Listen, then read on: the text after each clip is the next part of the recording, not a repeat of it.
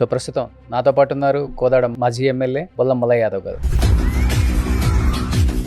ఫ్రెష్గా నవ్వుతూ హ్యాపీగా ఉన్నారు. కొత్త పార్టీ వచ్చింది తెలంగాణలో, టీఆర్ఎస్. భయపడుతున్నారేమన్నా బీఆర్ఎస్ వాళ్ళు? కవిత గారికి కేసీఆర్ నచ్చలేదా, కేటీఆర్ నచ్చలేదా, లేకపోతే ఏదైతే పేర్లు మెన్షన్ చేస్తున్నారో జోగినిపల్లి సంతోష్ కావచ్చు, హరీష్ కావచ్చు, వాళ్ళకి కవిత నచ్చలేదా అసలుకి? ఇప్పుడు వీరికి కవిత గారికి ఆశలు ఎక్కువైనాయి. కవిత గారిని నడిపిస్తుంది ఎవరు అని చెప్తారు మీరు? ఎవరని చెప్తారు? 100% రేవంత్ రెడ్డి. మీరు మాట్లాడిన మాట ఒకటి తీసుకుందాం. అదే ఎమ్మెల్సీతో కాంగ్రెస్ పార్టీలో చేరి మంత్రి పదవి తీసుకోవచ్చు కదా. పదవితో చేరితే లాభమే ఉంది. ఒక పార్టీకి ఫ్లోట్ చేయలేదు కదా. ఈ రోజు ఏదో పార్టీ ఫ్లోట్ మంత్రి పదవి కన్నా పెద్దదా పార్టీ? ఇవాళ మంత్రి పదవి కంటే రేపు ఇంకే పెద్ద ఆశ ఏది చూపించారో తెలియదు కదా. టీడీపీలో కూడా కొంతకాలం ఉన్నారు కాబట్టి రేవంత్ రెడ్డి గారి నైజం గురించి మీకు బాగా తెలుసు. నిజంగానే కవితని వెనకుండి నడిపిస్తున్నాడు అనేది కూడా తెలుసుకోవాలని ప్రయత్నిస్తారు కాబట్టి అక్కడ ఇక్కడ వాళ్ళతో వీళ్ళతో మాట్లాడి ఆ పార్టీలో ఉన్న మహేష్ కుమార్ గౌడ్ కావచ్చు, వేం నరేందర్ రెడ్డి కావచ్చు, వీళ్ళందరూ మీకు మంచి కొలీగ్స్, ఫ్రెండ్స్ కాబట్టి మీరు కనుక్కున్న దాంట్లో మీకేం నిజం తెలిసింది సార్ అసలు? వచ్చిన ఏ అవకాశాన్ని కూడా వదులుకోరు కదా ఎవరైనా. కానీ తెలంగాణలో కేసీఆర్ గారి తర్వాత బీఆర్ఎస్ పార్టీలో ముఖ్యంగా నెంబర్ 2 అంటే హరీష్ గారు చెప్తారా, లేకపోతే కేటీఆర్ పేరు చెప్తారా? రేవంత్ రెడ్డి గారు కూడా చాలా క్లియర్గా ఒక విజన్తో చెప్తున్నారు. 10 సంవత్సరాలు ఈ కాంగ్రెస్ పార్టీ నుంచి ఈ తెలంగాణ రాష్ట్ర ముఖ్యమంత్రిగా నేనే ఉండబోతున్నాను, రాసి పెట్టుకోండి. భయం అనిపించట్లేదు సార్ మీకు? ఇప్పుడు ఆగమవుతున్న ఈ తెలంగాణని కాపాడుకోవాలనంటే కేసీఆర్ గారు మాత్రమే శరణ్యమనే పరిస్థితులలో ఇలా సామాన్యులు చర్చించుకుంటున్న పరిస్థితి. సామాన్యులు కాదు, మీరు చర్చించుకుంటున్నారు. మీరు పదే మా కాబోయే ముఖ్యమంత్రి అన్నారు. కేసీఆర్ ప్రతిపక్షం మీద ఎక్కడ గొంతెత్తిందే కనిపించలేదు. మొన్న జగిత్యాల సభ తప్పితే అసెంబ్లీకి ఒక పూట వచ్చారా? రాలేదే. జగిత్యాల సభ అనేది ప్రజల కోసం పెట్టారా, ప్రజాపక్షాన పోరాడడం అని పెట్టారా, లేకపోతే జీవన్ రెడ్డి కోసం పెట్టారా సార్? మేము వదిలేసిన పొంగులేటిని జాయిన్ చేసుకోలేదా? మీరు కూడా 3 పార్టీలు మారారు కదా, వాడుకొని వదిలేశారని బయటకు వచ్చారా, లేకపోతే మీరే సేమ్ అంతే? కవిత గారు కూడా అంతే వచ్చారు. బట్ మీరు తీసుకుపోయి ఏదో అబండాలు వేరే వాళ్ళ మీద వేయటం అనేది మంచిది కాదంట. నిజాలని అందరూ అనుకుంటున్నారు, మీరు అబండాలు అంటున్నారు అంతే సార్. ఇప్పుడు వాళ్ళ కుటుంబంలో ఏం జరిగిందో ఆమెకు మాత్రమే తెలుస్తుంది కదా. అది కుటుంబం వరకు పరిమితం చేయాలి, బజార్కి ఇచ్చాల్సింది. అది రాజకీయం కదా సార్. సో ప్రస్తుతం నాతో పాటు ఉన్నారు కోదాడ మాజీ ఎమ్మెల్యే బొల్లం మల్లయ్య యాదవ్ గారు. నమస్తే అండి. ఏంటి ఇంత ఫ్రెష్గా నవ్వుతూ హ్యాపీగా ఉన్నారు? కొత్త పార్టీ వచ్చింది తెలంగాణలో, టీఆర్ఎస్. ఏదైతే పార్టీ నుంచి బరిలోకి దిగిన ఎంతోమంది క్యాండిడేట్స్ అంటే వాళ్ళ మనోభావాలు కూడా కొంచెం దెబ్బతింటున్నాయి. మేము ఈ పార్టీ పేరు చెప్పుకొని ఇదే పార్టీ పేరుతో ప్రజల్లోకి వెళ్ళి మేం గెలిచాం కదా, మాకు రాలని ఆలోచన మళ్ళీ కవిత గారికి వచ్చింది. ఈరోజు టీఆర్ఎస్ అని పెట్టారు. ఒకసారిగా సెంటిమెంట్స్ అన్ని వర్కౌట్ అవుతాయేమో అనిపిస్తుందా? భయపడుతున్నారేమన్నా బీఆర్ఎస్ వాళ్ళు? ఇవాళ ఈ రాష్ట్రంలో పార్టీలు కొత్తగా రావటం ఇది మొదటి పార్టీ కాదు కదా. ఇట్లా ఎలక్షన్లు వస్తున్నాయనంటే అనేక రకమైన పార్టీలు వచ్చినాయి. బట్ కేసీఆర్ బిడ్డ కదా. కేఏ పాల్ పెట్టిండు. కేఏ పాల్ కవిత ఒకటేనా అంటే వరుస క్రమంలో జయప్రకాష్ నారాయణ గారు పెట్టారు లోక్సత్తా, చిరంజీవి గారు పెట్టారు టీఆర్పీ పెట్టిండు ఇప్పుడు ఒక ఆయన, విజయశాంతి గారు పెట్టారు. సో పార్టీలు ఆవిర్భవించటం తెలంగాణలో కొత్త ఏం కాదు. ఇక్కడ అక్కడ అవకాశాలు దొరకని కొత్త నాయకత్వం ఏదో ఒక పార్టీ దగ్గర ఆశ్రయించటం కొత్త ఏం కాదు. కానీ ప్రజలు ఎవరిని ఆదరిస్తారు, ఎన్ని రోజులు మనగడ ఉంటుంది ఆ పార్టీ, ఒక ఎలక్షన్ అయిపోయిన తర్వాత ఆ ఎలక్షన్ల తర్వాత ఎన్ని రోజులు మనగడలో ఉంది అనేది ఆలోచిస్తే ఒక ఎలక్షన్లో కేవలం బీఫామ్లు ఇవ్వడం వరకే పరిమితమైన పార్టీలు ఉన్నాయి. కానీ మనగడ సాధించిన పార్టీలు ఏళ్ల మీద కూడా లెక్క పెట్టవచ్చు, 1-2 అంతే, టీడీపీ అండ్ టీఆర్ఎస్. సో ఒక రాజకీయ పార్టీగా ఆవిర్భవించటం అనేది పార్టీ పెట్టడానికి ఒక ఓటర్గా నమోదు చేసుకున్న ప్రతి ఒక్కళ్ళకి భారతీయుడికి హక్కు ఉండొచ్చు. కానీ ఆ పార్టీ నిర్మాణం, ఆ పార్టీ ప్రజలలో ఆదరణ పొందటం, ఆ పార్టీ వెనక ఉన్న త్యాగం, ఆ పార్టీ ఉద్దేశం, ఇవన్నీ కూడా ప్రజలు ఆదరించాలనంటే ఎంతో కొంత సాక్రిఫైస్ చేసి ఉండాలి. ఏంటి సాక్రిఫైస్ అని అంటే ఒక వ్యాక్యూమైనా. ఇప్పుడు తెలంగాణ కోసం పోరాడిన పార్టీగా కేసీఆర్ని ఆదరించారు అని అంటే తొలిదేశీ ఉద్యమంలో సాధ్యం కాని మలిదేశీ ఉద్యమంలో అందరినీ ఏకం చేసి తీసుకొచ్చిండు అనేది కేసీఆర్ గారికి ఒక గుర్తింపు వచ్చింది. అంతకుముందు ఎన్నికలలో వారికి కూడా గుర్తింపు రాలే, ఆదరించలే ప్రజలు. 2014లో ఎప్పుడైతే తెలంగాణ కళ సాకారం అయిందో 2014లో అధికారం కూడా ఒప్పచెప్పారు. ఉద్యమకారుడిగా. కాబట్టి అంతకుముందు ఎన్నికలలో చూస్తే ఏంటి ఎన్ని సీట్లు వచ్చినాయి ఏంటి అని అంటే కేసీఆర్ వల్లనే సాధ్యం కాలేదు. కానీ ఆమె కూడా అదే చెప్తున్నారు. ఏదైతే ఉద్యమకారుడు అని చెప్తున్నారో, ఒకప్పుడు కింగ్ మేకర్ తెలంగాణ స్టేట్కి కేసీఆర్ అని చెప్పుకున్న వ్యక్తి ఈరోజు మరబొమ్మలాగా మారిపోయారు. సో కొంతమంది చేతుల్లో ఆయన కూడా బందీ అయిపోయారు. ఆయన ఏం చేయలేని స్థితిలో ఉన్నారు. ఆయన చుట్టూ చాలామంది దెయ్యాలు దూరాయి. సో కొత్త కొత్త దెయ్యాలు కూడా ఇప్పుడు వచ్చి జాయిన్ అవుతున్నాయి. కాబట్టి దానికి దీనికి పెద్ద తేడా ఏం లేదు. ఇప్పుడు ఆయన ఖాళీగా బంధించిన ఒక మరబొమ్మ అని చెప్తున్నారు కదా.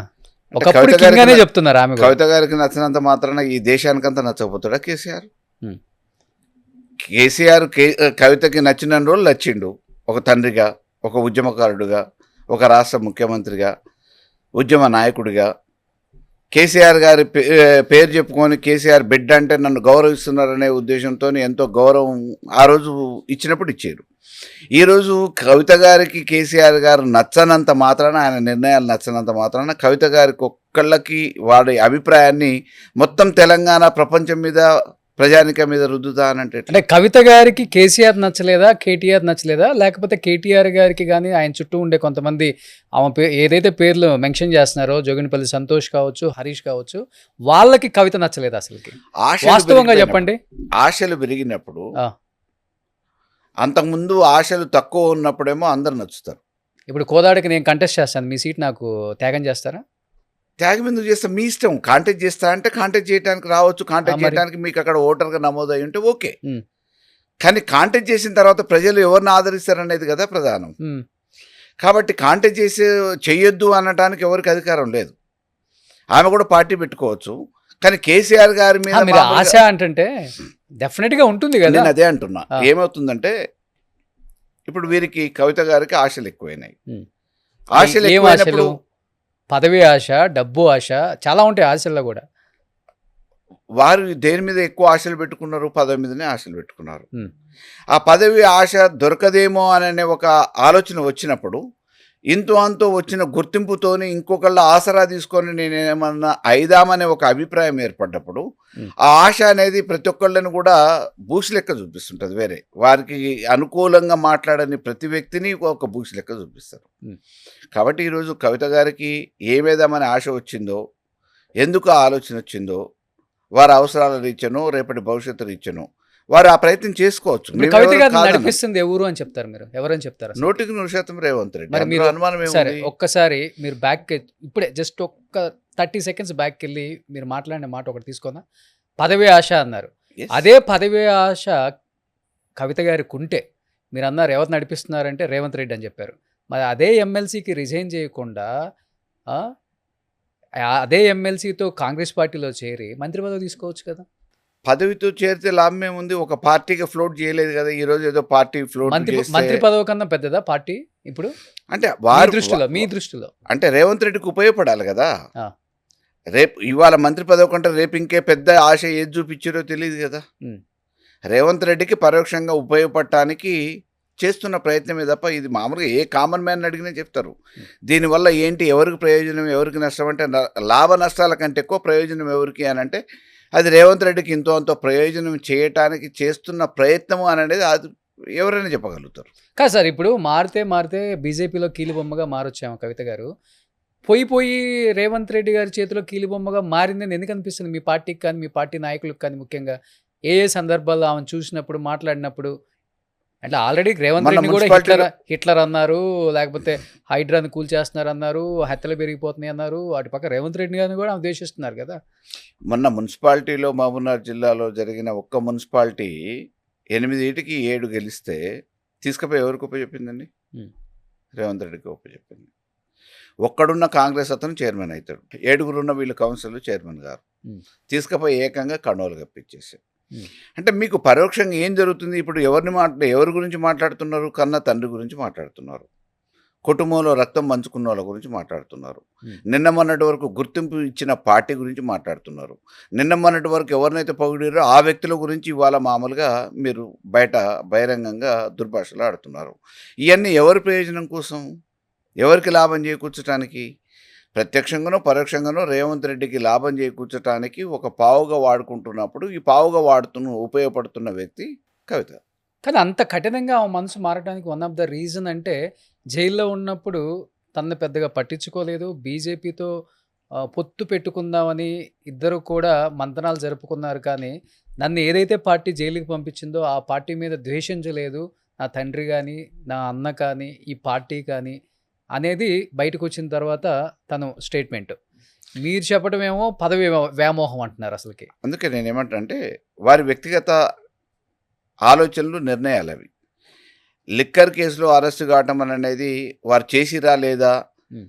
లేకపోతే రాజకీయంగా క్లీన్ చిట్ వచ్చింది కదా మొన్న. రాజకీయంగా బీఆర్ఎస్ పార్టీని ఇబ్బంది పెట్టడానికే కవితని ఇంక్లూడ్ చేసిరా, కవితని ఇంక్లూడ్ చేసే పరిస్థితి ఎందుకు, కేసీఆర్ గారిని ఇబ్బంది పెట్టాలని ఆలోచిస్తే ఆ కుటుంబ సభ్యురాలుగా కవిత గారి మీద కక్ష సాధింపు చర్యగా బీజేపీ వాళ్ళు అక్రమంగా కేసులు పెట్టిరు అనుకుందాం. ఓకే.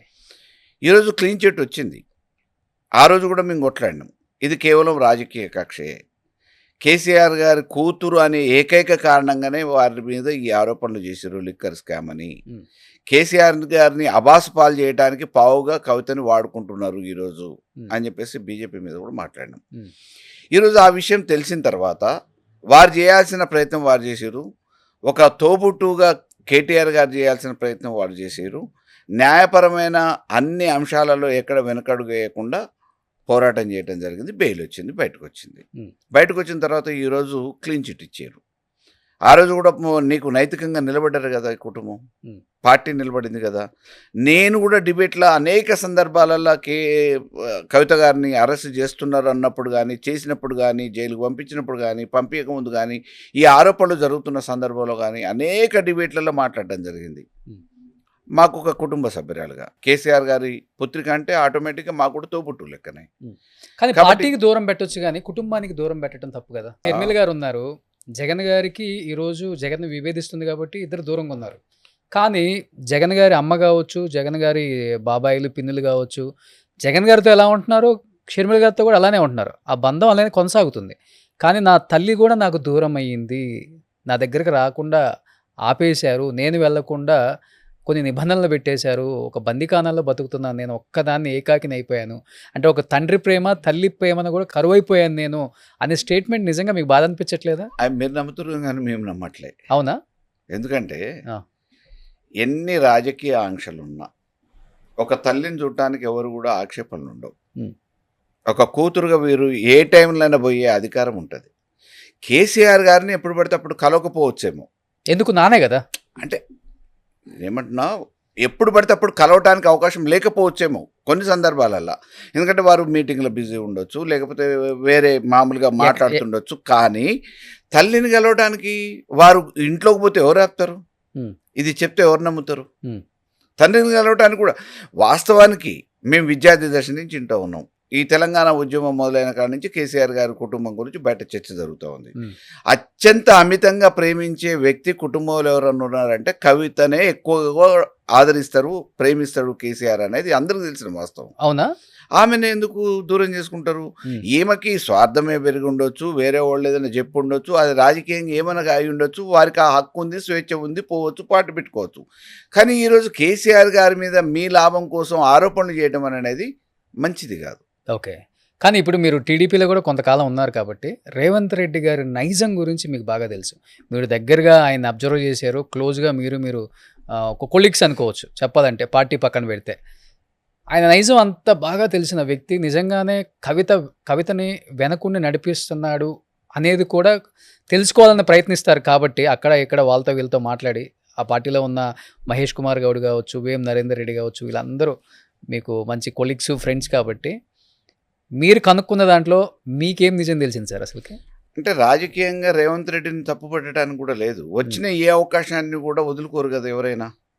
ఆ సీట్లో కొనసాగటానికి, ఈ అధికారాన్ని ఇంకా దర్పాన్ని అనుభవించడానికి, భవిష్యత్తులో ఇంకా ఇదే రకంగా భద్రంగా ఉండాలనే కోరికతోని వచ్చిన ఏ చిన్న అవకాశాన్ని కూడా జారవిడ్చుకోరు. ఆ క్రమంలోనే రేవంత్ రెడ్డిని తప్పు పట్టడానికి లేదు. రేవంత్ రెడ్డి కవితకి ఈరోజు ప్రోత్సహిస్తున్నాడా లేదా అనేది బహిరంగ రహస్యం. ఓకే.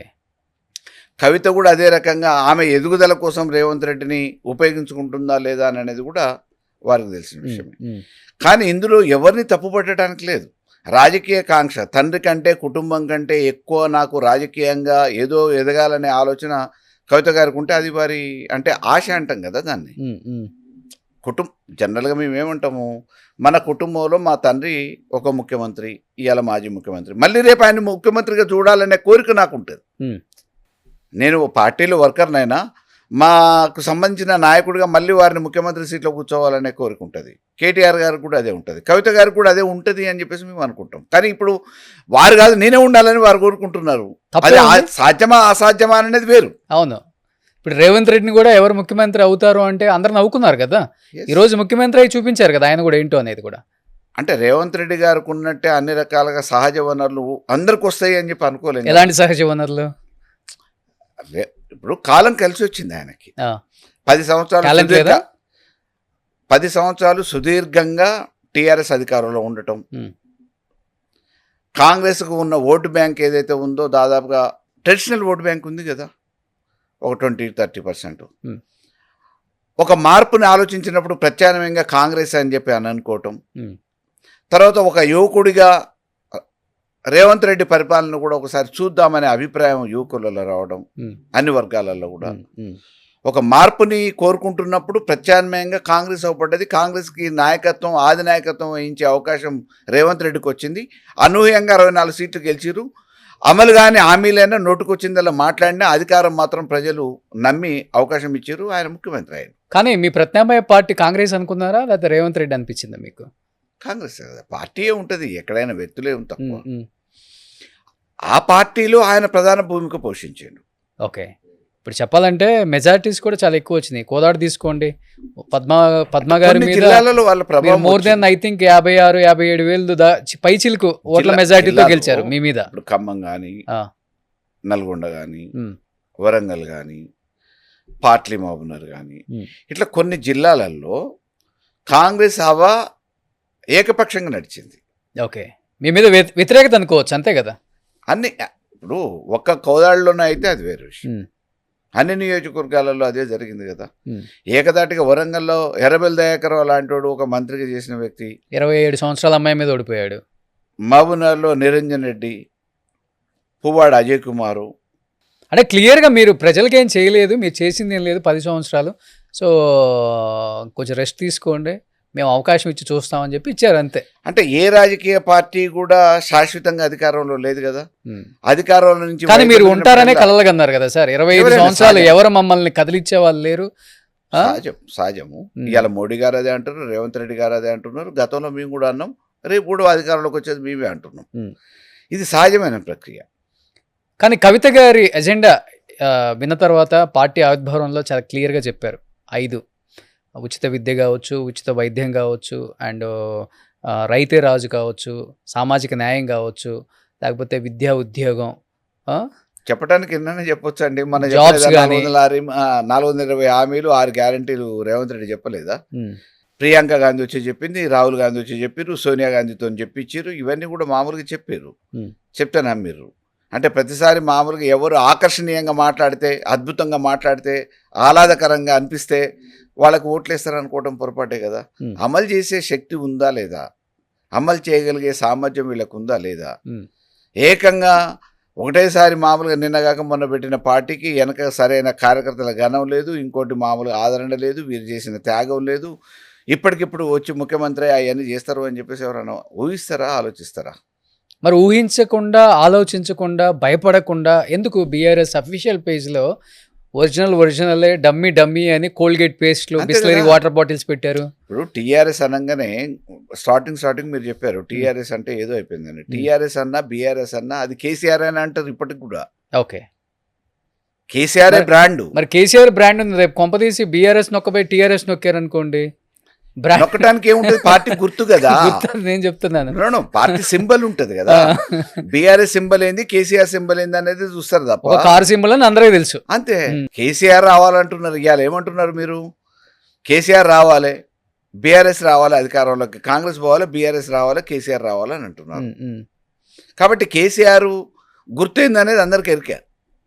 ఇవాళ ముసలోళ్ళని అడిగినా కారు గుర్తుకే ఓటేస్తామని అంటున్నారు. కాబట్టి ఆ గుర్తు మీదనే ఓటేస్తారు, గుర్తు మీదనే జరుగుతుంది. కాబట్టి డెఫినెట్గా బీఆర్ఎస్ అయినా టీఆర్ఎస్ అయినా అది కేసీఆర్, టీఆర్ఎస్ అనే దానికి గుర్తింపు కేసీఆర్ వల్లనే వచ్చింది. బీఆర్ఎస్ అనగా కూడా కానీ కేసీఆర్ కొంచెం వల్లనే. సెంటిమెంట్గా ఫీల్ అవుతారు కదా తెలంగాణ రాష్ట్ర ప్రజానీకం. టీఆర్ఎస్ అనగానే 10 సంవత్సరాల పాటు చాలా సెంటిమెంట్గా, అంటే ఇప్పటి నుంచి కాదు, దాదాపు ఉద్యమం ముందు నుంచి టీఆర్ఎస్ అనే ఒక పేరు అనేది చాలా సెంటిమెంట్ ఇక్కడ రాష్ట్ర ప్రజలకి.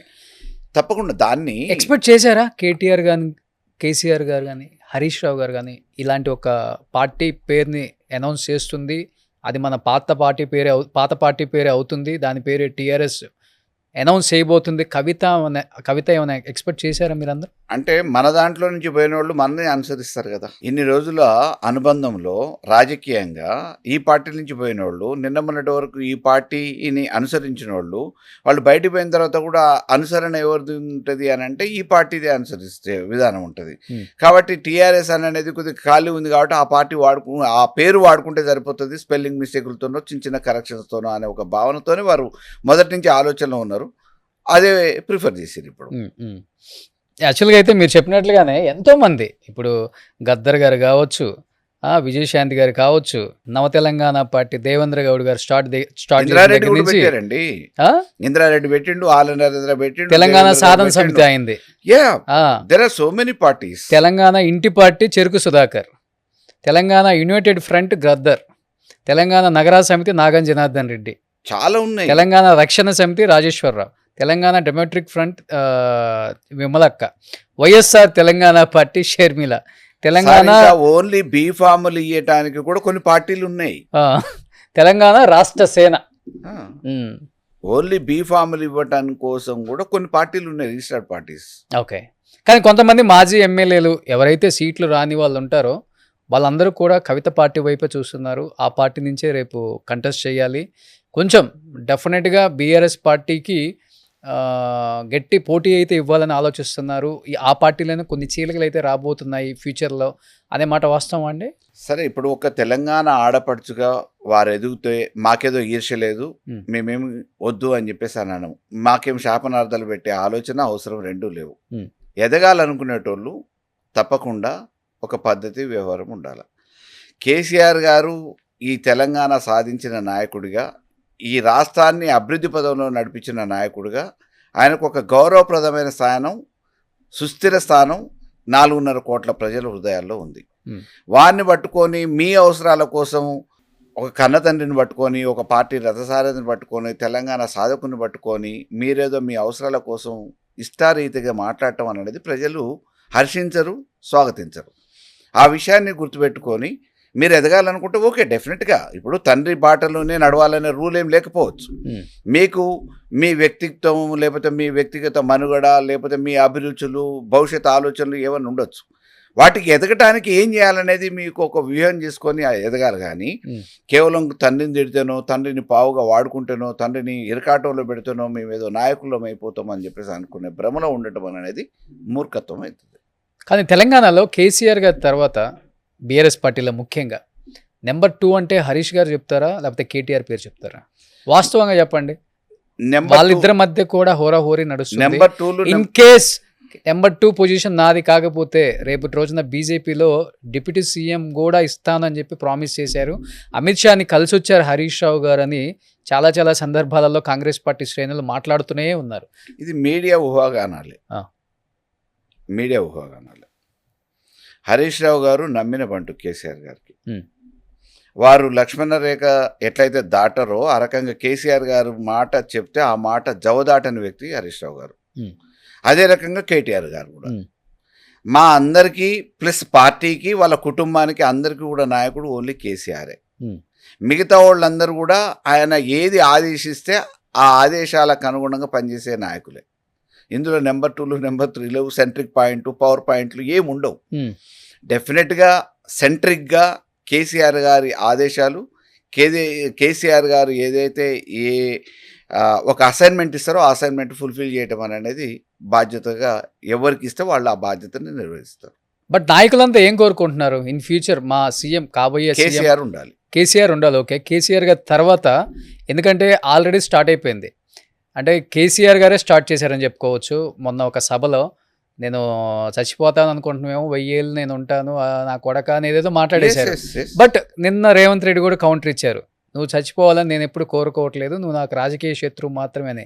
ఏంటి వాళ్ళ దూషణలు చాలా దూరం వెళ్ళిపోయాయి, మొత్తం ఇప్పుడు బాగా వైరల్ అయిపోతున్నాయి అవి అసలుకి. అంటే రేవంత్ రెడ్డి కేసీఆర్ గారు ఆరోగ్యంగా హెల్దీగా ఉన్నారు బాగా. మధ్యలో చాలా హెల్త్ మీద కూడా బయట న్యూస్ వచ్చింది కదా, స్ప్రెడ్ అయిపోయింది బాగా. వారి ఆరోగ్యం గురించి అనేక రకాలుగా దుష్ప్రచారం జరుగుతూ ఉంది, కానీ వారి ఎట్టి పరిస్థితులలో కూడా ఏ ఇబ్బంది లేదండి. మేము వేరే ప్రతిపక్షంలో ఉన్నప్పుడు కూడా మాకు కూడా ఈ రకమైన ప్రచారాలు వినిపించిన వాళ్ళు ఉన్నారు. ఎప్పుడు నేను టీడీపీలో ఉన్నప్పుడు, కాంగ్రెస్లో ఉన్నప్పుడు కూడా కేసీఆర్ గారికి ఆరోగ్యం బాగుండదని చెప్పేసి, అంటే మేము దూరంగా ఉండేటోళ్ళము, చెప్తే వినేటోళ్ళం కాబట్టి నిజమేనేమో అనుకునేవాళ్ళం. కానీ మేము ఇప్పుడు దాదాపుగా ఒక 7 సంవత్సరాల నుంచి 8 సంవత్సరాల నుంచి దగ్గరగా చూస్తున్నాం కదా, వారి ఆరోగ్యానికి ఎటువంటి ఇబ్బంది లేదు. మొన్న ఈ మధ్య కాలంలో హాస్పిటల్కి వస్తే కూడా ఏదేదో కథలు సృష్టించే పుంకాలుగా కథలు సృష్టించే ప్రయత్నం చేశారు. నా ఆరోగ్యానికి ఏం కాలేదని చెప్పి ఆడనే ఒక రివ్యూ మీటింగ్ కూడా పెట్టారు. ఇప్పుడు కేసీఆర్ గారికి వయసు రీత్యా వారు ఇప్పుడు 70లో ఉన్నారు. వయసు రీత్యా ఉండే సహజ సిద్ధమైన ఇబ్బందులు ఏవైతే ఉంటాయో అవి ఉన్నాయి, అంతే తప్ప ఏదో దీర్ఘకాలికమైన వ్యాధులు లేకపోతే ఇంకా ఇతరాతర ఇబ్బందికరమైన పరిస్థితుల్లో ఏం లేవు. వారు ఆరోగ్యంగానే ఉన్నారు. వారు రేపు కాబోయే ముఖ్యమంత్రి. 2.5 సంవత్సరాల తర్వాత జరిగే ఎన్నికలలో బీఆర్ఎస్ పార్టీ అధినేతగా కాబోయే ముఖ్యమంత్రి ఈ రాష్ట్రానికి 100% కేసీఆర్. కానీ చాలా ఫాస్ట్గా ఉన్నారు రేవంత్ రెడ్డి గారు కానీ, లేకపోతే ఆయన వర్గం కానీ, కాంగ్రెస్ పార్టీ కానీ, కాంగ్రెస్ శ్రేణులు అందరూ కూడా ముక్తాకంఠంగా చెప్తున్నారు. రేవంత్ రెడ్డి గారు కూడా చాలా క్లియర్గా ఒక విజన్తో చెప్తున్నారు. 10 సంవత్సరాలు ఈ కాంగ్రెస్ పార్టీ నుంచి ఈ తెలంగాణ రాష్ట్ర ముఖ్యమంత్రిగా నేనే ఉండబోతున్నాను, రాసి పెట్టుకోండి, ఇది తథ్యమని అంత క్లియర్గా చెప్తున్నారు కదా. ఎందుకు అంత క్లారిటీగా ముక్కుసూటిగా చెప్పగలుగుతున్నారంటే భయం అనిపించట్లేదు సార్ మీకు? ఆయన కార్యకర్తలలో ఒక ఉత్సాహాన్ని, నమ్మకాన్ని నింపటానికి మాట్లాడుతున్న మాటే కానీ. మీరు కూడా అంతే కదా మరి. మీరంటే ఎగ్జాంపుల్ తీసుకోండి, ఈ దేశానికి ప్రధానమంత్రిగా బాధ్యతలు నిర్వహించిన ఇందిరాగాంధీ, పివి నరసింహరావు, వాజ్పేయి, మన్మోహన్ సింగ్, వీళ్ళెవరు అమాయకులు కాదు, అసమర్థులు కాదు, తెలివి తక్కువళ్ళు కాదు. వాళ్ళు కూడా వీళ్ళున్నంత వరకు అధికారంలో ఉంటే రెండోసారి మళ్ళీ అధికారంలోకి రావాలి పార్టీ అనే ప్రయత్నాలలోనే వాళ్ళ ప్రయాణాన్ని ప్రభుత్వాన్ని కొనసాగించినాడు. ప్రభుత్వాలు మారలేదా? ఈరోజు రేవంత్ రెడ్డి గారు ఏది చెప్తే అది అవ్వటానికి ఇంట్లో పని అయితే జేబులో నుంచి 4 రూపాయలు పెట్టి చేసే పని అయితే వాళ్ళు చేసుకోవచ్చు. ఇల్లు కట్టడం అనేది ఆయన చేతిలో పని. కానీ ఇక్కడ ఓటర్లు, మన ఫేట్ని డిసైడ్ చేసేది ఓటర్స్. ఎవరు అధికారంలో ఉండాలి, ఈ రాష్ట్రం బాగుపడాలంటే, మా ఇండ్లు బాగుపడాలంటే, మా ప్రాంతం బాగుపడాలంటే, మా సమస్యలు తీరాలంటే ఏ నాయకుడు ఉంటే సాధ్యమవుతుంది అనేది ఆలోచించి నిర్ణయం తీసుకునే బాధ్యత, అవకాశం కేవలం ఓటర్కు మాత్రమే ఉంది. ఆ ఓటర్ నిర్ణయిస్తాడు, రేవంత్ రెడ్డి నిర్ణయించడు. రేపు ఆ సీట్లో కూర్చునేది 5 సంవత్సరాలకు ఒకసారి జరుగుతాయి కాబట్టి గత 2.5 సంవత్సరాల క్రితం జరిగినప్పుడు వారి మాటలు నమ్మి ప్రజలు ఒక అవకాశం ఇచ్చారు. ఈ 2.5 సంవత్సరాలుగా ఏం జరుగుతుందో గమనించిన ప్రజానీకం అంతా కూడా ముక్త కంఠంతో ఒక నిర్ణయం తీసుకోబోతా ఉంది. రేపు వచ్చే 2.5 సంవత్సరాలలో ఎప్పుడు ఎన్నికలు జరిగినా మళ్ళీ కేసీఆర్ మాత్రమే ఈ రాష్ట్రాన్ని కాపాడగలిగిన వ్యక్తి, మా బాధలు తీర్చగలిగిన వ్యక్తి అని. కాబట్టి మళ్ళీ కేసీఆర్కి పట్టం కట్టడానికి ఈరోజు ప్రజానీకం అంతా ఎదురు చూస్తుంది. రేవంత్ రెడ్డి గారితో కలిసి పనిచేశారు కదా టీడీపీలో మీరు. అనిపించిందా ఎప్పుడైనా? అనేవాళ్ళ మీతో అప్పుడు కొలీగ్స్గా ఉన్నప్పుడు, నేను డెఫినెట్గా ఈ రాష్ట్రానికి ముఖ్యమంత్రిని అవుతాను స్టేట్ డివైడ్ అయిపోయిన తర్వాత? ఆయనకు మొదటి నుంచి ఆ లక్ష్యం ఉంది కదా. మొదటి నుంచి ఏం చెప్పేవాళ్ళు అసలు? ఈవెన్ ఎమ్మెల్సీ ఉన్నప్పుడు కానీ, ఆ తర్వాత వర్కింగ్ ప్రెసిడెంట్ పార్టీలు అయినప్పుడు కానీ, టీడీపీలో కానీ, నేను ఏదో ఒక రోజు తప్పకుండా సీఎం అవుతా, సీఎంఏ నా టార్గెట్ అని చెప్పేసి అనేక సందర్భాలలో సాచర్ల దగ్గర మాట్లాడిన సందర్భాలు. ఏమనిపించింది మీకు అప్పుడు? అంటే నమ్మటానికి ఇన్నంతసేపు బాగానే ఉంటుంది, నమ్మటానికి ఇది సాధ్యమా అని ఒకసారి ప్రశ్నలు వేసుకుంటే, సరే చెప్తున్నాడు అది కాకపోతే ఇంకోటి అవుతాడు కదా, ఆ లక్ష్యం అయితే ఉన్నాడు కాబట్టి అది కాకపోతే ఇంకోటి అవుతాడు, మొత్తానికైతే ఆయనకు ఒక యాంబిషన్ ఉంది అని చెప్పి అనుకున్నాడు. Okay okay. కానీ ఆయన ఎమ్మెల్సీ ఉన్నప్పుడే ఈ రాష్ట్రానికి ఒక ముఖ్యమంత్రిని అవుతాను ఏదో ఒక రోజు అని చెప్పిన వ్యక్తి. ఇప్పుడు మీరు ఎప్పుడు అనుకోలేదా ఆయన చూసి ఆయనలాగా విజన్ మనం కూడా చేంజ్ చేసుకోవాలి అంటే? మా టార్గెట్ వేరు కదా. ఇప్పుడు ఆయనకున్న వనరులను బట్టి, ఆయనకున్న అవకాశాన్ని బట్టి ఆయన ముఖ్యమంత్రి అనేది వనరులు ఏముంది, ఆయనకు కూడా ఫైనాన్షియల్గా పెద్ద స్ట్రాంగ్ ఏం కాదు, చాలా మిడిల్ క్లాస్ ఫ్యామిలీ నుంచి వచ్చారు ఆయన. ఎక్కడి అంటే నుంచి ఆయన వచ్చారు? కాన్వెంట్ స్కూల్లో చదువుకున్నాడు. నేపథ్యం అందరికీ తెలుసు, ఆయన నేపథ్యం కూడా. అంటే ఆయన కాన్వెంట్ స్కూల్లో చదువుకున్నాడు. ఉమ్, కాలేజీ లైఫ్లోనే హైదరాబాద్కి వచ్చేసిండు. ఉమ్, ఆయన ఇంతో అంత కొద్దిగా ఆర్థికంగా ఉన్నోళ్ళతో ప్రయాణం చేసిండు. ఉమ్. ఆయన సీఎం టార్గెట్. ఓకే. నేను గవర్నమెంట్ స్కూల్లో కాలిబాటన పోయి ప్రయాణం చేసి చదువుకున్నా. మీరా? ఓకే. మీరు ఆర్థికంగా ఉన్న వాళ్ళతో ఫ్రెండ్షిప్ చేయలేదా? అంటే మాకు రూరల్ బ్యాక్గ్రౌండ్లో ఆ సర్కిల్ ఎక్కడ ఉంటుంది. ఓకే. సో వారి ఆలోచన ఆ రోజు లక్ష్యం సీఎం. ఆ, నేను గవర్నమెంట్ స్కూల్కు కాలినడకన చెప్పులు లేకుండా పోయే రోజులలో ఎమ్మెల్యే కావటం అనేది నా లక్ష్యం. నేను నా లక్ష్యాన్ని చేరుకున్నా, ఆయన లక్ష్యాన్ని ఓకే. చేరుకున్నా. ఇప్పుడు ఆయన ఎప్పుడైతే మీరు అన్నట్లుగానే ఆ రిచ్ పీపుల్తో ఫ్రెండ్షిప్ చేయబట్టి సీఎం అయ్యారంటారా? అంటే వనరులు, మీరు చెప్పిన వనరులు వచ్చినాయి అంటారా? ఇన్ ద సెన్స్ ఆలోచన అంటే ఆ. సాహచర్యం కూడా కొంత పనిచేస్తుంది. ఓకే. ఇప్పుడు ఒక మనిషిని రోషన్ గారు ఎటువంటి వాళ్ళు అని అడిగేదానికంటే రోషన్ పక్కన ఉన్న నలుగురు ఫ్రెండ్స్ ఎవరు అని తెలుసుకుంటే ఆ ఫ్రెండ్స్ ఎవరు అనేది తెలిస్తే రోషన్ ఎవరు అని తెలుస్తుంది. ఓకే. సో అట్లనే పక్కనున్న ఆ సాహచర్యం కూడా కొంత ప్రభావితం ఇప్పుడు చేస్తుంది. ఆయన సహచర్యంలో ఉన్న బాగా అప్పుల్లో బలిసిన వాళ్ళు ఎవరు అసలుకి? చాలు కదా, రిచెస్ట్ పీపుల్. ఆయన సామాజిక వర్గం చాలు కదా, ఆయన నేపథ్యము సామాజిక వర్గం చాలు కదా. జనరల్గా అప్పటికే వాళ్ళ బంధువులు చదువుకున్నోళ్ళు, ఉద్యోగస్తులు, వాళ్ళ నాన్న పోలీసు పటేలు, వాళ్ళ అన్న అప్పటికే సరే కానిస్టేబుల్ అయిన ఒక ఉద్యోగం, ఆ రకంగా 5-6 అన్నదమ్ములు, వాళ్లకు బంధువులు. ఆ తర్వాత మామూలుగా ఆయన డిగ్రీలో ఉన్నప్పుడే జయపాలరెడ్డి గారి కుటుంబంతో సంబంధాలు ఏర్పరచుకోవాలనే ఒక ఆలోచన. సో క్రమేణా ఆయన లక్ష్యాన్ని పెట్టుకున్నాడు. ఆ లక్ష్యాన్ని చేరుకోవడానికి ఆయనకు ఆలోచన విధానం ఉంది. నేను లక్ష్యాన్ని పెట్టుకున్నా, నా లక్ష్యాన్ని చేరుకోవడానికి నేను ఒక మార్గాన్ని ఎంచుకున్నా కదా. ఓకే. ఓకే. ఇద్దరి మధ్య ఫ్రెండ్షిప్ బాగుండేదా స్ట్రాంగ్గా అప్పుల్లో? కలిసి ఒకటే ఆర్గనైజేషన్లో పనిచేసినాం కాబట్టి డెఫినెట్గా is good with every one. Okay. ఏమని పిలుచుకుంటారు ఇద్దరు? అన్న అని పిలుస్తాడు నన్ను, నేను కూడా అన్న అని పిలుస్తాడు. మీకన్నా చాలా పెద్ద, మీరు చాలా పెద్ద కదా ఆయన కన్నా? పెద్దగా ఏం కాదు, 2-3 years డిఫరెన్స్ ఉంటుంది. ఓకే. ఆయన యంగర్ టు మీ. అదే ఆయన బాగానే మెయింటైన్ చేస్తున్నారు ఆ బాడీ అది ఇది, మీరు బాగానే మెయింటైన్ చేస్తున్నారు. ఆయన ఫుడ్ సిస్టమ్ కూడా బాగానే ఉంటుంది. మార్నింగ్ ఆయన డైట్, పొద్దున్నే ఎక్సర్సైజ్ బాగానే ఈ will maintain. Okay. Okay. Food తీసుకోరు ఆయన? మార్నింగ్ తింటారు, అదే జొన్న రొట్టెలు, నాటుకోడి అట్లా పొద్దున్న తిన్నాడంటే మళ్ళీ మేమున్నప్పుడు మామూలుగా హెల్త్ కాన్షియస్ బాగుండేది, డైట్ సిస్టమ్ కూడా బాగా. సో మార్నింగ్ జొన్న రొట్టె, నాటుకోడి అంతే, ఇంకా నైట్ మళ్ళీ అంతే. సో ఆయన ఫాలో అయ్యారా కొంత? మీరు కూడా బాగా మీరు మెయింటైన్ చేస్తున్నారు?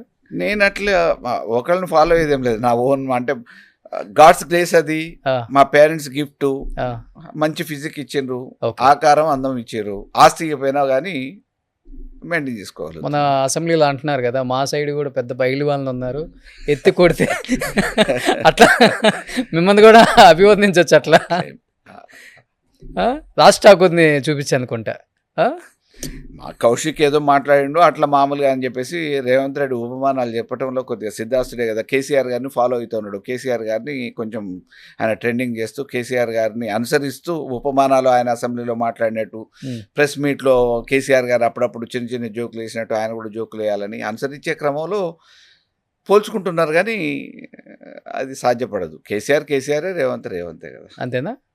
కానీ ఎవరు అనుకోరు ఆయనకు 3 పిల్లలు, వాళ్ళకు పెళ్ళిళ్ళు అయిపోయి ఆయనకి మళ్ళీ మనవరాళ్ళు కూడా ఉన్నారు.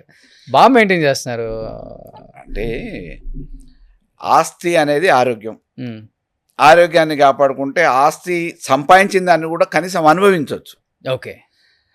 మనము ఏదో ఎదగాలని చెప్పేసి అని అనుకుని ఆరోగ్యాన్ని పోగొట్టుకుంటే ఏం ఆస్తి సంపాదించినా, ఏం ఆస్తి ఉన్నా అనుభవించినప్పుడు ఉపయోగం ఏముంది? కాబట్టి ఫస్ట్ ప్రియారిటీ హెల్త్. ఓకే. అది God's grace, parents gift. So దాన్ని మెయింటైన్ చేయటం అనేది మన చేతిలో ఉంది. కొత్త కొనుకొచ్చుకునేది కాదు, ఉన్నది కాపాడుకునే క్రమంలో ప్రయాణం కొనసాగుతుంది. జిమ్ చేస్తారా ఇప్పుడు కూడా? ఎంత 1 hour చేస్తారా? 1 hour.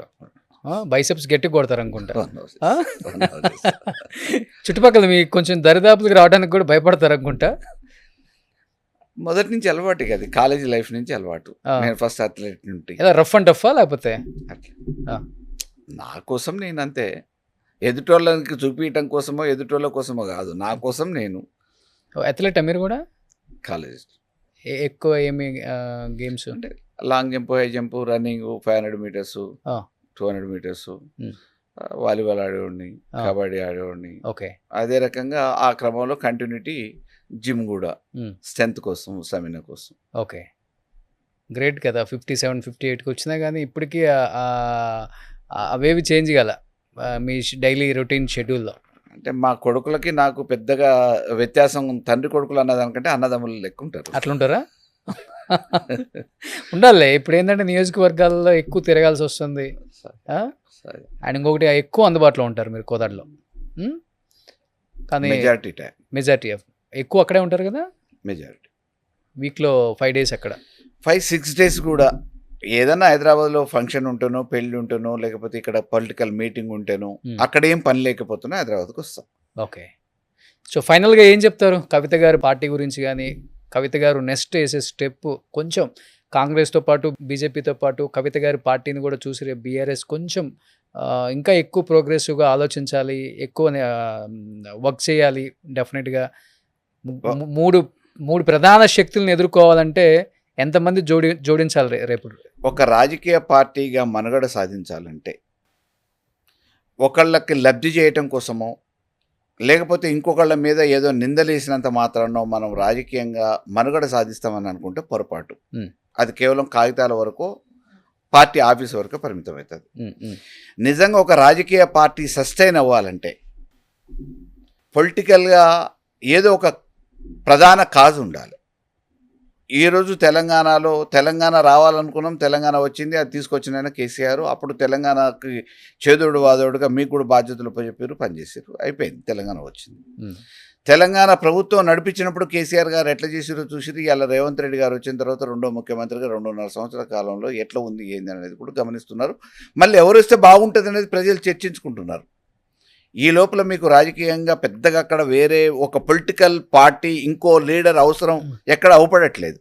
ఉన్న జాతీయ పార్టీ బీజేపీకి ఇక్కడ మనుగడ లేదు, అంటే ఆదరించే పరిస్థితి. మంచి సీట్లు వచ్చినాయి కదా మొన్న, అసలు చెప్పాలంటే బీజేపీకి లోక్సభలో సీట్లు వచ్చినాయి, అసెంబ్లీ మంచి సీట్లు వచ్చినాయి. అసెంబ్లీ ఎక్కడ 8 సీట్లు అండి జాతీయ పార్టీ. 119లో కొన్నిట్లలో డిపాజిట్ రాలేదు, తెలంగాణలో కొన్నిట్లలో డిపాజిట్ రాలే. ఒకప్పుడు బీజేపీకి ఇప్పుడు బీజేపీకి ఎంత తేడా? ఏదైనా రాజాసింగ్తో మొదలైన ప్రయాణం అంటే ఒక్క ఓటు నో కాన్ఫిడెన్స్ మోషన్లో వారి మీద బలపరీక్ష పెడితే ఒక్క ఓటుతోని పార్లమెంటులో ఓడిపోతే అవలీలగా పేపర్ ఆడబడేసి వెళ్ళిపోయిన వాజ్పేయి ఉన్న బీజేపీ కాదు ఇప్పుడు. నైతిక విలువలు ఉన్న వాజ్పేయి ఉన్న బీజేపీ ఇప్పుడు కాదు. అధికారం కోసం ఏదైనా చేసి అధికారంలోకి వస్తున్న మోడీ, అమిత్ షా నేతృత్వంలో జరుగుతున్న బీజేపీకి అప్పుడు వాజ్పేయి ఉన్న బీజేపీకి చాలా తేడా ఉంది, వ్యత్యాసం ఉంది. అదే రకంగా ఒక జాతీయ పార్టీ అయి ఉండి 3 సార్లు అధికారంలో ఉన్న, కేంద్రంలో అధికారంలో ఉన్న బీజేపీ పార్టీ డిపాజిట్లు కోల్పోయి 8 సీట్లను నిలబెట్టుకోవడం పెద్ద గొప్ప విషయమేం కాదు. ఇప్పుడు రాష్ట్రంలో 2 పార్టీల మధ్యన యుద్ధం జరుగుతూ ఉంది. ఒకటి కాంగ్రెస్, రెండోది బీఆర్ఎస్. కానీ అలా ఎందుకు అనుకోవచ్చు సార్? ఇప్పుడు జాతీయ పార్టీలకి తొత్తులుగా ప్రాంతీయ పార్టీలు కూడా మారినాయి అని చెప్పుకోవచ్చు కదా. ఎట్లయినా కానీ అధికారంలోకి రావాలని చెప్పేసి జాతీయ పార్టీలతో పొత్తులు పెట్టుకున్న పార్టీలే కదా అన్ని నడుస్తున్నాయి ఇక్కడ. జాతీయ పార్టీ ఎనీ స్టేట్, సౌత్ లో ఎనీ స్టేట్ జాతీయ పార్టీలుగా ఆంధ్ర చూసుకోండి, తెలంగాణ చూసుకోండి. ఇప్పుడు జాతీయ పార్టీలతో పొత్తు పెట్టుకోవటం అనేది టీడీపీకి మొన్న అనివార్యం పెట్టుకుంది. తమిళనాడు చూసుకోండి, తమిళనాడు మామూలుగా కొన్ని సందర్భాలలో వాళ్ళకు మొదటి నుంచి ఉంది కదా, కేరళ ఆనవాయితీ ఉంది. అంత మాత్రాన ఇక్కడ కూడా ప్రత్యేకంగా పెట్టుకోవాలనేది ఏం లేదు. రేపటి రోజున బీజేపీ మీ బీఆర్ఎస్ విలీనం అయిపోతున్నాయి, పొత్తు డెఫినెట్గా కుదుర్చుకుంటున్నారు. ఇక్కడ కాంగ్రెస్ వర్సెస్ బీజేపీ బీఆర్ఎస్ లాగా మారబోతుంది అంటున్నారు కదా. ఇప్పుడు చెప్పినోళ్ళు నిజమవుతారా, మేము ఏదైతే చెప్తున్నామో అది నిజమవుతుందా అనేది చూడటానికి 2.5 సంవత్సరాల కాల వ్యవధి. కేసీఆర్ గారు ఎప్పుడైనా ఒక మాట చెప్పారంటే ఆ మాట మీద దేవుళ్ళ మీద రేవంత్ రెడ్డి మాదిరిగా ప్రమాణాలు చేయాల్సిన అవసరం లేదు, బాండ్ పేపర్లు కూడా అవసరం లేదు. మాట దట్ ఈస్ ఫైనల్. కేసీఆర్ గారు బీజేపీతోని భవిష్యత్తులో పొత్తు ఉండదు అసెంబ్లీ ఎన్నికలలో అని చెప్పారు. అది ఫైనల్, 100% దానికి స్టిక్ అని ఉండండి. ఎవ్వరు కూడా మళ్ళీ అందులో డీవియేషన్ లేదు, మేము ఒంటరిగానే పోటీ చేస్తున్నాం. ఓకే. సో ఎన్ని సీట్లు గెలవబోతున్నారు? ఇంకా చాలా టైం ఉంది అనుకోండి, బట్ మీకు ఇప్పటి నుంచే ఫుల్ టైం ఉంది. 100% గవర్నమెంట్లోకి వస్తాం. సీట్లు అంటే గవర్నమెంట్లోకి రావాలంటే 50%, 60 అయితే క్రాస్ అవ్వాలి కదా. గవర్నమెంట్ ఫామ్ చేస్తున్నాం, ఎన్ని సీట్లలో ఆగుతాము ఏంది అనేది వేరు. 100% అబౌవ్ 60 కదా. సో మీ సీఎం కేసీఆర్ గారే డెఫినెట్ అంతేనా? డెఫినెట్. సో లాస్ట్ అండ్ ఫైనల్గా చెప్పండి మల్లయ్య యాదవ్ గారు, బిఫోర్ కవిత గారిని చూశారు, ఆఫ్టర్ బీఆర్ఎస్లో నుంచి బయటకు వచ్చిన కవిత గారిని చూశారు. ఆఫ్టర్ బయటకు వచ్చిన కవిత గారి గురించి రకరకాలుగా మాట్లాడుతున్నారు, కానీ బిఫోర్ పార్టీలో ఉన్నప్పుడు కవిత గారిని నిజంగా చెప్పాలంటే సొంత అక్కలాగో సొంత చెల్లిలాగో భావించారు. కాళ్ళ మీద పడిన ఎమ్మెల్యేలను కూడా మనం చూసాం. ఎలా ఉండేవాళ్ళు పార్టీలో? నిజంగా శాసించారా చాలా మందిని చాలా నియోజకవర్గాలలో? సహజంగా వారు ఒక కుటుంబ సభ్యురాలు. Hmm. తండ్రికి అమితమైన ప్రేమ కూతురు అంటే. సహజంగా ఎవరన్నా ఏమన్నా చెప్పుకొని ఏదైనా కావాలని అనుకుంటే కేసీఆర్ గారితో ప్రత్యక్షంగా పోయి చెప్పుకోలేని అవకాశం లేని వాళ్ళు కవిత గారికి ఒక మాట చెప్తే వారు ఏమైనా పోయి తండ్రికి చెప్తారేమో అనే ఉద్దేశంతో కొంతమంది పోయి సింగిల్ పాయింట్ ఆఫ్ కాంటాక్ట్ ఆ టైంలో అంటే రెగ్యులర్గా వెళ్తారు కదా, వారికి ఫ్రీడమ్ కదా, అపాయింట్మెంట్తో అవసరం లేదు కదా. మరోవర్ ఎంపీ తర్వాత సరే ఓడిపోయినా మళ్ళీ ఎంపీ కిందనే. ఓడిపోయారా ఓడగొట్టారా మీ పార్టీ వల్ల? రాజకీయాలలో అది సహజం, ఇంకా దాని గురించి మామూలుగా లోతుగా అవసరం లేదు. ఎందుకంటే అంబేద్కర్ గారిని ఓడగొట్టారు, ఇందిరాగాంధీని ఓడగొట్టారు, అది ప్రతిపక్షాలు స్వపక్షమా ఏ పక్షమైనా, అందుకని కవిత గారిని కూడా ఓడగొట్టారు. ఓటమి అయితే జరుగుతుంది కదా. సో ఓటమి తర్వాత కూడా మళ్ళీ ఎమ్మెల్సీకి అవకాశం ఇచ్చారు. పార్టీ ఎప్పుడు వారిని నిర్లక్ష్యం చేయలేదు, ఇగ్నోర్ చేయలేదు, చిన్న చూపు చూడలేదు. ఈరోజు ఇంతకంటే పెద్ద పొజిషన్ కావాలని కోరుకుంటున్నారు, ఏదో జరుగుతుందని ఊహిస్తున్నారు. సో అది ప్రజలే డిసైడ్ చేస్తారు, వారు చేస్తున్నది కరెక్టా కాదా, ఆదరిస్తారా లేదా అనేది రేపు ప్రజలు నిర్ణయించాల్సింది. అనిపిస్తుందా మీకు కూడా తమిళనాడు జయలలిత గారి లాగా? నోవే. ఎందుకు అంటే మనకు అక్కడ పొలిటికల్గా వాక్యూమ్ లేదు. ఆ రోజు జయలలిత గారు సక్సీడ్ అయ్యారు అని అంటే ఒక వారసురాలుగా సక్సీడ్ అయ్యారు. ఒక పార్టీకి సంబంధించిన ఎంజి రామచంద్రన్ తర్వాత వాళ్ళ ద్వారా ఆల్రెడీ ఒక సెకండ్ పొజిషన్ లీడర్గా ఆ యాక్సెప్టెన్స్ వచ్చింది. వారు లేరు కాబట్టి ఈమెను యాక్సెప్ట్ చేశారు. బట్ ఇక్కడ అట్లా కాదు. కేసీఆర్ గారు రేపు కాబోయే ముఖ్యమంత్రి. ఇప్పుడు ఆగమవుతున్న ఈ తెలంగాణని కాపాడుకోవాలని అంటే కేసీఆర్ గారు మాత్రమే శరణ్యమనే పరిస్థితులలో ఇలా సామాన్యులు చర్చించుకుంటున్న పరిస్థితి. సామాన్యులు కాదు, మీరు చర్చించుకుంటున్నారేమో. సామాన్యులు హ్యాపీగానే ఉందని చెప్తున్నారు. ఓకే, అది ఎవరి అభిప్రాయం. రేవంత్ రెడ్డి గారు మా వైపు నుంచి మామూలుగా అందరు హ్యాపీగా ఉన్నారు, నేనే ముఖ్యమంత్రి కొనసాగుతా అని వారు చెప్తుండొచ్చు. కానీ మాకున్న రిపోర్ట్ కానీ ప్రజాక్షేత్రంలో మేము ఉన్నాం కాబట్టి, ప్రజలతో మమేకమై తిరుగుతున్నాం కాబట్టి, గ్రామాలలో జరుగుతున్న చర్చ మా దృష్టిలో ఉన్నది. కేసీఆర్ గారు తిరగట్లేదు ఎక్కడ? కేసీఆర్ గారు మీరు పదే పదే మా కాబోయే ముఖ్యమంత్రి అన్నారు. కేసీఆర్ గారు ప్రతిపక్షం మీద ఎక్కడ గొంతెత్తిందే కనిపించలేదు. మొన్న జగిత్యాల సభ తప్పితే అసెంబ్లీకి ఒక పూట వచ్చారా? రాలేదే. ఈరోజు మాకంటే ఎక్కువ ప్రతిపక్ష పాత్ర ప్రజలే పోషిస్తున్నారు కదా, ప్రశ్నిస్తున్నారు కదా, అడుగడుగున నిలదీస్తున్నారు కదా. సో అందుకని మేము ఖాళీగా ఉంటామని చెప్తారా? ఖాళీ కాదు. ఇప్పుడు అధికారం వచ్చిన వెనువెంటనే మీ మీద అధికారం కోల్పోయినామని, అధికారం దూరం అయితే మీ మీద ఉండలేకపోతున్నామనే భావనతో మాట్లాడేటోళ్ళకి అవకాశం ఎందుకు ఇవ్వాలా? వెయిట్ చేద్దాము. ప్రజలే ఇచ్చారు కదా తీర్పు 2.5 సంవత్సరాలు. వాళ్ళు ఏం చేస్తారో చూసి ప్రజలే మీరు చేయలేకపోతున్నారు, అసమర్థులు అన్నప్పుడు తప్పకుండా గమనిస్తారు కదా, వాస్తవాలు తెలుస్తాయి కదా. జగిత్యాల సభ అనేది ప్రజల కోసం పెట్టారా, ప్రజాపక్షాన పోరాడడం అని పెట్టారా, లేకపోతే జీవన్ రెడ్డి కోసం పెట్టారా సార్? అది కూడా ఒక భాగమే. జీవన్ రెడ్డి లాంటి నాయకుడికి, ప్రజాక్షేత్రంలో ఉన్నోడికి అన్యాయం జరిగింది. మేము మీటింగ్ పెట్టినాం, జీవన్ రెడ్డిని కూడా చేర్చుకున్నాం. జీవన్ రెడ్డి లాంటి నాయకుడికి ఎప్పటి నుంచో కాంగ్రెస్ కండో భుజాన వేసుకొని మోసిన అటువంటి నాయకుడికి అన్యాయం జరగటం సమంజసం కాదని మేము అక్కడ చేర్చుకున్నాం. ఆ క్రమంలో ప్రజలందరూ కూడా మామూలుగా మెసేజ్ అయితే ఇస్తాం కదా, తప్పదు కదా. మేము వదిలేసిన పొంగులేటిని జాయిన్ చేసుకోలేదా? మేము వదిలేసిన ఎంతోమంది నాయకుల్ని, మాతోని పొసగని చాలామంది నాయకుల్ని కాంగ్రెస్లో చేర్చుకోలేదా? రాజకీయాలలో సహజం ఇది. సో మేము వదిలేసిన నాయకులను ఒప్పుకుంటున్నారు, వాడుకొని వదిలేసిన నాయకులు అంతే కదా. వాడుకున్నామా వాడుకోలేదు అనేది కాదు, రాజకీయాలలో వాడుకోవటం ఏముందండి, ఎవరిది వాళ్ళే. ఇప్పుడు వాళ్ళకి పని చేయడానికి పోతామా మేమేమన్నా? నా స్వార్థం నాకుంటుంది. ఇప్పుడు మీరు కూడా 3 పార్టీలు మారారు కదా, వాడుకొని వదిలేశారని బయటకు వచ్చారా, లేకపోతే మీరే? నేను ఏమంటున్నా, ఏ పొలిటీషియన్కి అయినా ఒక రాజకీయ పార్టీ వాడుకుంది అనటం ఎట్లనో, మనం కూడా మన స్వార్థంకి ఏదో పదవి కావాలనే ఆలోచనతో ఉన్నాం. అది దొరకనప్పుడు ఇంకో దాంట్లోకి వెళ్ళిపోతాం కదా. అంతే కదా మరి. సేమ్ అంతే. కవిత గారు కూడా అంతే వచ్చారు. నేను అదే అంటున్నా. Nothing wrong in it. But మీరు తీసుకుపోయి ఏదో అభండాలు వేరే వాళ్ళ మీద వేయటం అనేది మంచిది కాదంటారు. నిజాలని అందరూ అనుకుంటున్నారు, మీరు అబండాలు అంటున్నారు అంతే సార్. ఇప్పుడు వాళ్ళ కుటుంబంలో ఏం జరిగిందో ఆమెకు మాత్రమే తెలుస్తుంది కదా. అది కుటుంబం వరకు పరిమితం చేయాలి, బజార్కి ఇడ్చాల్సింది. అది రాజకీయం కదా సార్. అంటే కుటుంబంలో జరిగిన విషయాన్ని రాజకీయంగా ఎందుకు పూడటం? రాజకీయం ఇది ఎవరికి లాభం? ఇది ప్రజలకి ఏం సంబంధం? మీ కుటుంబ పంచాయతీ ప్రజలకు సంబంధం లేదు కదా. జరిగిన అన్యాయం చెప్పుకుంటున్నారు, తప్పేం లేదు అక్కడ. అన్యాయం చెప్పుకోవడానికి కుటుంబ పెద్దలకు చెప్పుకోవాలి, ఇంట్లో ఉన్న చుట్టాల పక్కలకు చెప్పుకోవాలి. వినకపోతే ఏం చేస్తారు? ప్రజలకు కాదు కదా. సో ప్రజలకి కన్సర్న్ ఏంది? మాకేమైనా వెల్ఫేర్ ఉంటుందా? ఓకే, ఈ పార్టీ రేపు అధికారంలోకి వస్తానో, ఈ పార్టీ ప్రతినిధి ఎవరైనా గెలిస్తానో మాకేమైనా ప్రయోజనం చేకూరుతుందా, ఈ ప్రాంతం బాగుపడుతుందా, అభివృద్ధి చెందుతుందా, స్కీములు వస్తాయా, ఇంకేమైనా చేయగలుగుతారా అనేది ఆలోచిస్తారు. ఓకే, ప్రజలకు కావాల్సింది అది. మనకు కావాల్సింది మన స్వార్థం అని అనుకుంటే మన దగ్గర ఇంకేదైనా విషయాలు ఉంటే బంధువులతో మాట్లాడతాం, కుటుంబ సభ్యులతో మాట్లాడతాం. అది కుటుంబానికే పరిమితం. కానీ ఈరోజు మామూలుగా ఏమి లాభం ఆశించి అని అంటే రేవంత్ రెడ్డి ప్రయోజనం ఆశించి రేవంత్ రెడ్డి వల్ల లబ్ధి పొందుతూ ఇవాళ వేరే వాళ్ళని ప్రత్యామ్నాయంగా బదనాం చేయడానికి వారు ఒక పావు మాదిరిగా ఉపయోగపడుతున్నారు. రేపటి భవిష్యత్తులో మళ్ళీ ఎన్నికలు అయిపోయిన తర్వాత వీరు చూద్దామన్నా కానీ కనుమరుగైతారు తప్ప అవపడరు అని. సో ఎనీహావ్ 2.5 సంవత్సరాల ముందే చెప్తున్నారు కారు జోరు కేసీఆర్ హోరు స్టార్ట్ అయింది అంతేనా? Yes. So anyhow thank you so much Bolla Malayadav గారు.